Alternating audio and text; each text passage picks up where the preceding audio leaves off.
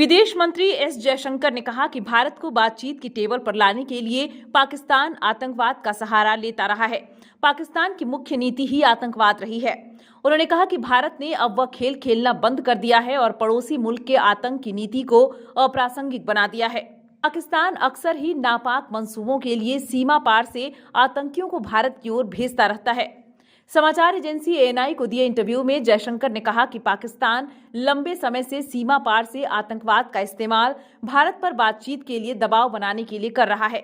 ऐसा नहीं है कि हम अपने पड़ोसी के साथ बातचीत नहीं करेंगे, मगर हम उन शर्तों के आधार पर बातचीत नहीं करेंगे जो पाकिस्तान ने रखी हैं, जिसमें बातचीत की मेज पर लाने के लिए आतंकवाद की प्रथा को वैध और प्रभावी माना जाता है। कनाडा में खालिस्तानी गतिविधियों के फैलने को लेकर बात करते हुए जयशंकर ने कहा कि खालिस्तानी ताकतों को भारत और कनाडा के राजनयिक रिश्तों के लिए हानिकारक गतिविधियों में शामिल होने की जगह दी गई है।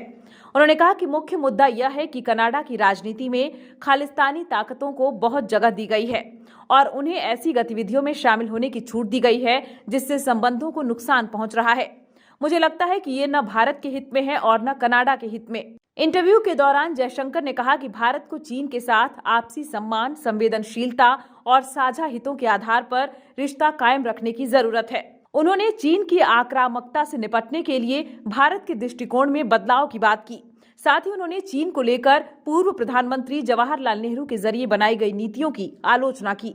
जब उनसे सवाल किया गया कि क्या भारत चीन के माइंड गेम्स में हार गया है, इस पर उन्होंने कहा कि मुझे नहीं लगता है कि हम हार गए हैं, लेकिन अलग अलग समय पर जब हम आज अतीत के हिस्सों की बात करते हैं तो उन्हें समझना बहुत मुश्किल होता है।